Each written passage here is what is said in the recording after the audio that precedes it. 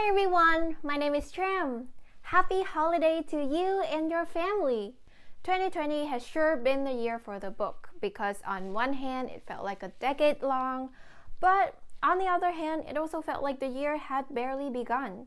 So if you're like me and have a chance to wind down and reflect on the past year and start planning on what you want to accomplish on the next year, I want to share with you 4 habit I picked up this year that would definitely gonna come with me into 2021.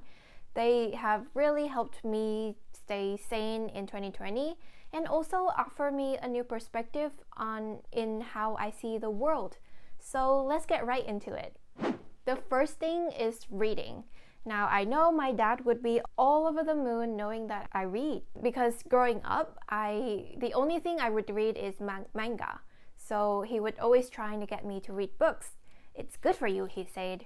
But his effort and my own efforts were in vain because I could not focus on reading anything that was more than 2 pages long. But I think I broke my pattern this year. In my money habit video, I talked about how scared I was earlier this year when everything felt like the end of the world. I was so scared I picked up some personal finances book to read because at the time it felt like it was the only thing that I could and have to do to take control of my life. I think that was 80% of fear and 20% of my willingness to learn that really pushes me to read and finish those books. And then in those personal finance books, they discuss the importance of mental and emotional health. So I've got curious and went on to read more books on those topics. I think books has been really eye-opening for me because, let's say for personal finances, those books has really helped me to look at money through a different lens. Now in the past, all I know about money and all I was doing about money was bits and pieces that I've learned consciously from my parents. In retrospect, I didn't really know what I was doing with money back then, but reading those books has really helped me become more intentional with my money.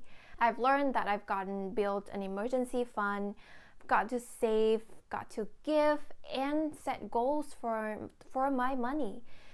All of that is to make sure that I have my money work for me because frankly, I've worked hard to earn them in the first place. The second thing I'm gonna continue doing is exercise. I've started on my fitness journey about 2 to 3 years back, and my mantra back then was that I've got to go to the gym even though it's only for 10 minutes because everything counts. I try my best to keep the routine as diligently as I could, but this year has really transformed the meaning of exercise to me to become something that is more than my physical fitness, but also my mental health. Now, when we started to work from home, I no longer have to walk the 20 to 40 minutes to the train station and back, and then another 30 to 40 minutes cramping on the train. So at the end of the day, I would feel the excess energy rumbling inside me. And those would translate into overthinking that would be so hard to escape. So on some dark days that I would feel so overwhelmed with everything's going on, exercise really gave me a pockets of positivities and for me to feel good about because it really helped me to distract my focus from my worries and everything into my body and to help me become more present with the moment. I've been going to boot camp with Joe that my colleague Joe at work hosts for everybody to come and break a sweat. And I have been so grateful with that community because everybody really motivates me to come and keep me accountable to show up and put in the hard work. So I highly recommend you to seek out a community for yourself. But if you can't, there's a lot of YouTube videos and channels that you can check out to keep your body moving. The third thing I've learned to do and gonna continue doing is to meditate. There were so many signs pointing me to the meditation direction. All the self-help books that I've read earlier that I mentioned discuss the benefits of meditation. Like my communication coach suggested all of us to meditate to manage our anxiety to become better communicator.